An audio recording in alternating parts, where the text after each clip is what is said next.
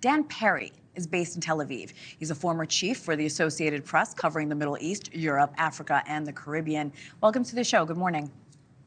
Morning. You are someone who lived in that area. You covered that region for quite some time. I would love to hear your perspective on how things are playing out right now, Dan. Well, right now, there certainly is a degree of relief because the country had been in a state of high alert and many people in a true state of agitation because you didn't know how this was going to play out.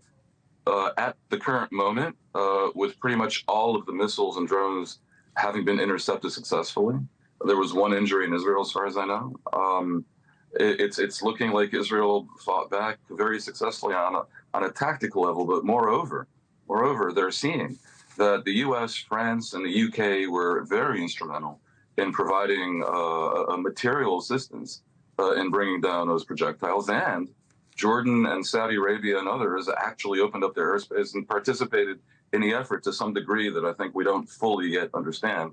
That reflects the fact that despite what had appeared like Israel's isolation because of the ugliness of the Gaza war, the reality may be a little bit different. And so in Israel today, while you never know what tomorrow may bring, there is something of a sense not only of relief, but of a contrast to what was looking like the strategic failure of the past 6 months. This sort of looks like a success.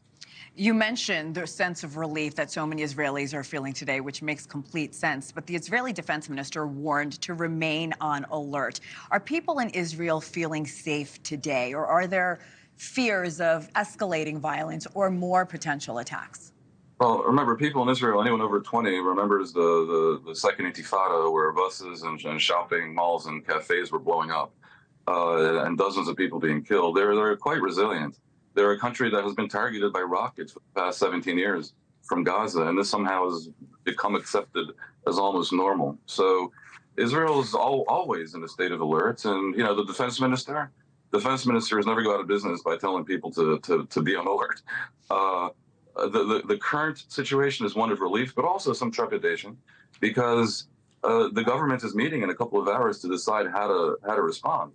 And they would be within their rights, realistically, to respond to what was a brazen and in some ways historically unprecedented attack on a modern economy and democratic country.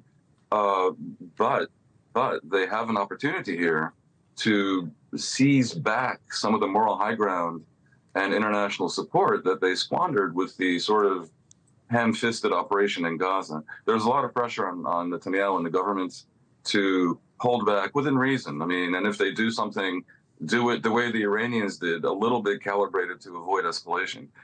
Even though, as I say, they would be within their rights to respond, sharply to a rather incredible attack. The lack of success of that attack, which I don't rule out, might have been intentional, gives them the opportunity of maybe flipping the narrative and maybe even starting a new phase of the Gaza war, because this is what passes in this volatile region is a moment of sort of good news that might be a win-win, as opposed to what had been preceding. But I'm not indifferent to the real dangers, because if an escalation is not avoided, the stakes could hardly be higher, given the myriad U.S. troops and bases and interests in the region, given the vulnerability of the Iranian oil platforms in the Persian Gulf, and of course, Iran's own status as a nuclear threshold state, right, which I have to say is thanks to the foolishness of Netanyahu himself goading Trump into walking away from the nuclear deal. Dan Perry, you are on the ground. We appreciate what you shared with us. Thank you so much for joining us this morning, sir.